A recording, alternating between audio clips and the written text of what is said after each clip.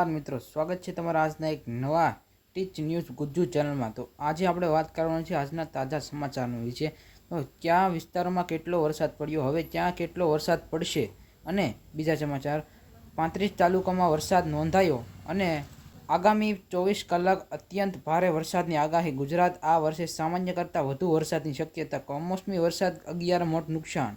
તો આજના પહેલા સમાચારની વાત કરીએ તો 35 તાલુકામાં વરસાદ નોંધાયો। તો ક્યાં કેટલો વરસાદ પડ્યો છે તો આજના વિડીયોમાં બતાવીશું। ગુજરાતમાં વરસાદ માહોલ અને વરસાદની આગાહી વચ્ચે આજે પણ ઘણા વિસ્તારોમાં મેઘરાજા પધાર્યા હતા।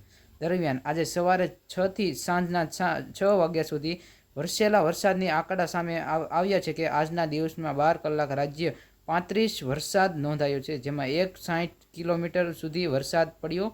ભાવનગરમાં, મહુવા અને ભરૂચમાં સૌથી વધારે વરસાદ આવ્યો છે। અને બીજા સમાચારની વાત કરીએ તો આગામી 24 કલાક અત્યંત ભારે વરસાદની આગાહી। હવામાન વિભાગે રાજ્યના દક્ષિણ અને સૌરાષ્ટ્ર વિસ્તારોમાં આગામી 24 કલાક દરમિયાન ભારે વરસાદની આગાહી કરી છે। વાવાઝોડા જેવી સ્થિતિ સર્જી છે અને 3 વરસાદી સિસ્ટમ સક્રિય જોવા મળી રહી છે। ભરૂચ, નર્મદા, સુરત, તાપી, નવસારી, ડાંગ અને વલસાડ જિલ્લાના વિસ્તારો માટે ઓરેન્જ એલર્ટ જાહેર કરવામાં આવ્યું છે। પવનની ઝડપ 50 થી 60 કિમી પ્રતિ કલાક સુધી જોવા મળી છે।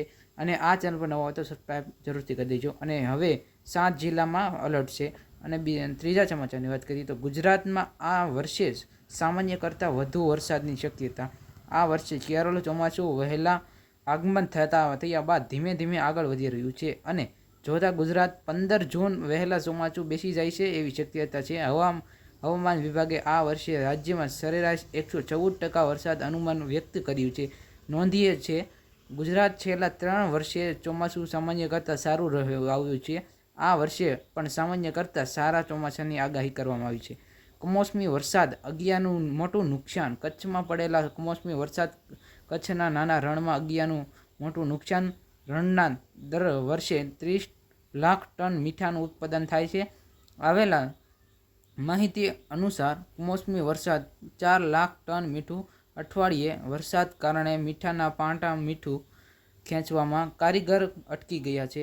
પાણી ભરવાના મીઠું ઉપાડવા માટે રણમાં સુધી જઈ શકતા નથી। તો આવા જ વિડીયો માટે ટીચ ન્યૂઝ ગુજ્જુને સબસ્ક્રાઈબ કરો। જય માતાજી, જય શ્રી કૃષ્ણ।